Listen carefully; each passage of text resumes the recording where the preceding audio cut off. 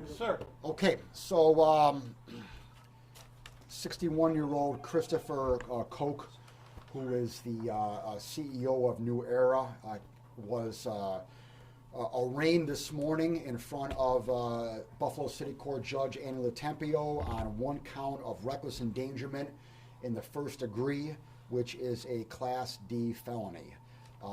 This allegation, and again it's just an allegation, Mr. Koch, like everyone else, is presumed innocent until proven guilty.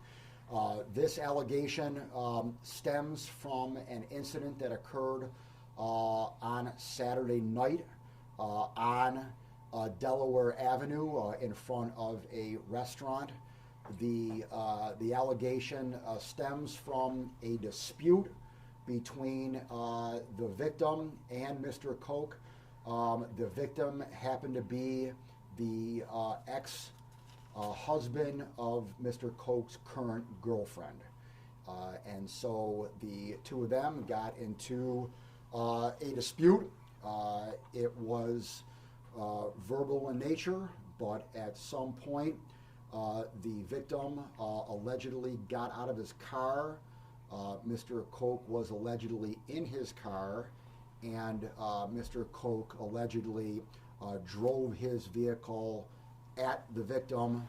The victim was able to kind of back away and get away, but his left hand was apparently hit by the car, and then the car, after hitting the left hand, proceeded to smash into the victim's car. And this all occurred on Delaware Avenue on Saturday evening. He was arraigned, like I said, this morning on the reckless endangerment charge. He was charged by the Buffalo Police Department. The allegations and the actions now will be under further review by my office. There may be additional charges, there may be a change in charges. Obviously, there was an allegation of some damage to a vehicle. That can perhaps be a criminal mischief charge. The exact nature of the charges going forward will be determined by my office as we proceed. But right now we have a D felony. He was, like I said, arraigned this morning. He was released on his own recognizance, and he has a return date for a felony hearing on May 25th at 9:30 a.m. What do we know about what the alleged victim did to his husband? Again, I don't want to go into specifics right now, but I think you can probably read the tea leaves here. And we have a situation where we have an ex-husband of a current girlfriend, and so I'll just kind of leave it at that. Well, I can't read tea leaves. Well, I think sure, I'd be responsible. Dave, you are a great tea leaf reader, my friend. I may be, but it's not the responsible thing to do. Was Mr. Koch given an appearance ticket, or was he vested the sheriff over the weekend? He was given an appearance ticket. Was the girlfriend in the vehicle? Yes. Was this a chance encounter at the restaurant, or did they just happen to be, going there for, steak or whatever? No, it was not a chance encounter. The victim knew that they were having dinner at the restaurant, and the victim allegedly came to the restaurant. Does he or she face any charges then? No.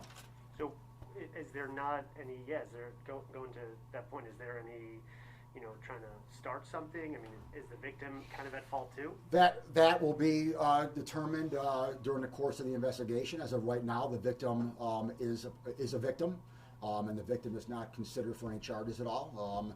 Only Mr. Koch has been charged at this time.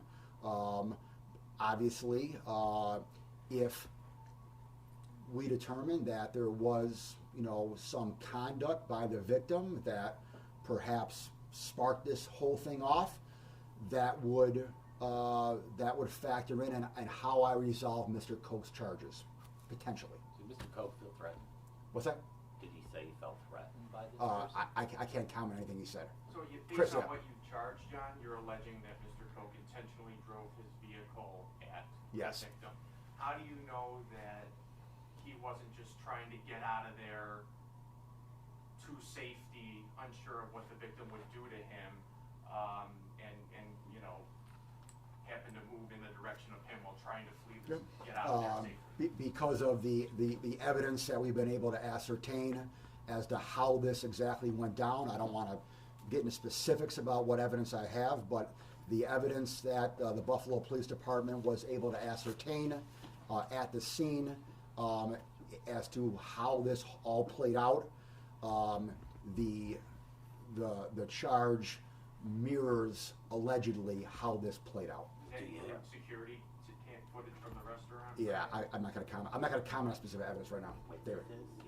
Yeah, I'm not going to comment on specific witnesses at all. Could you confirm he was driving a silver pickup? No, I can't confirm that. My understanding was it was an Escalade, but I mean, I'll follow up on the exact car for you. Okay. Kate, you got any information on the car, Kate? It just says, it doesn't say like model, it just says type. Oh yeah. I don't know.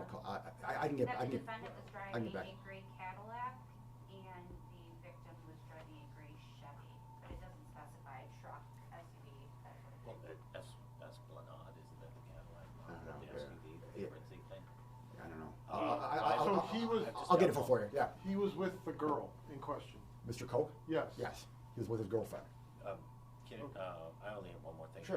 If the other guy injured his hand, getting out of the way, could Koch or Cook, could he have been charged with assault in this case, or no? It's possible. We don't. Why not charge him then? Well, with the injuries to the hand. So it depends on the injuries of the hand as to what level of assault it would be. If there's like no injury to the hand at all, then at most it would be a harassment. How bad is it for him? I don't know. I don't know. I don't know off the top of my head. Can you confirm it was Oliver's restaurant? No, I'm not gonna confirm where it happened. What does a D felony carry? 7 years, Up to, right? up to.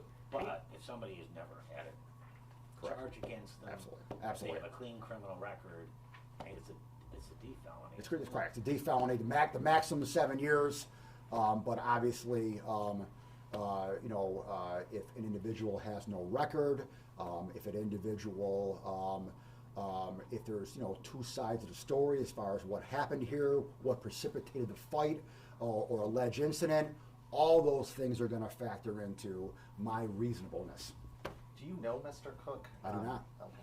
No, I do not know Mr. Koch. So what- I may have met him. I mean, I don't remember meeting him, but I mean, I meet a lot of people, so I may along the way have met him, but I don't remember. Where's the victim from? I don't know. So why did the victim show up there? What was his reasoning? for being there? I'm not going to comment on that. Yeah, I'm not going to comment on what precipitated this. Again, I know it's not fair to read tea leaves, but again, I'm just going to kind of leave it at what I said, where we have a situation where we have an ex-husband and a current girlfriend, and I think that I'll just leave it at that. Like I said. What kind of history do they have together, other than what you've already told us, that they're, exes of current girlfriend? Yeah, But did they have a volatile history of a relationship, anything like I don't know. Off the top of my head, I don't know. I will soon find that out as I proceed further here, but I don't know off the top of my head. Did the girlfriend throw anything at the victim's car? Not that I'm aware of. Okay, and also, can you talk a little bit about, someone could look at this, not know all the details that you just provided, and just say, there was some type of altercation, no one got hit, no one got punched, he injured his left hand. Talk about the severity. In the press release it says risk of death. 7 years facing that's...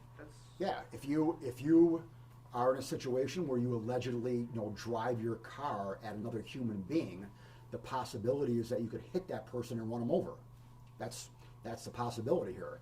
In this case right here, thank God it didn't happen. Thank God that the individual who was struck was able to get out of the way, and only his hand was hit by the car. So again, but anytime you, like I said, allegedly drive your car at another human being, there is a potential for something bad to happen. And again, thank God in this case it didn't. Had Cook been drinking that evening prior to this? I'm not aware. Should we assume he continued to drive away after this? No, I have information that he was in the restaurant, hanging around the restaurant area after this occurred, cooperating with police. So he stopped. Now, at what point, how far down did he drive a block away and turn around and come back? That I don't know. But he did not flee. This started in the restaurant parking lot. It started in the restaurant parking lot. So it did not start in the restaurant and then spill over into the Correct. restaurant. Does the victim bear any responsibility for standing in front of the vehicle? I mean, could it be said that he was preventing Mr. Koch from leaving his parking space by standing in front of the vehicle? I never said that he was in front of his parking space. I said that he was in front of the vehicle, Okay. but he was not in front of a parking space. And no, there is no problem with standing in front of the vehicle. The way that you would handle that, not on this case here, but just kind of in general, any case would be, if Steve was standing in front of my vehicle and I wanted to leave, I would say, Mr. Watson, could you please move? And if he did not move, then I would call the authorities and rectify the situation. What was that? Okay. Is that what was going on here? I mean, Oh, no, I'm just giving a law school okay. hypothetical. Because what you've said so far makes it look like Mr. Cook. I think it's Cook. It's cooked like a chef. That's what we were saying. Yeah, Cook. Cook. All right. So Mr. Cook was pissed off by something this guy did or said and ran a vehicle toward him. That is the allegation. Okay. It's not an allegation of where these guys were arguing and this guy's like, I ain't moving, and he got a. Well, again, I'm not gonna comment on whether or not those words were uttered from his mouth. I mean, again, what exact words were uttered, from someone's mouth, and how exactly it went out, played blow by blow. One, I don't know at this time, and two, if I did know, I wouldn't comment on that. Okay, but the general overall allegation is that Mr. Cook allegedly drove his vehicle at the victim. Okay. What's a proper, I ask you this a lot, Oh, yeah. what's a proper disposition in a case like this? It's too early to tell. It all, again, there are a ton of factors.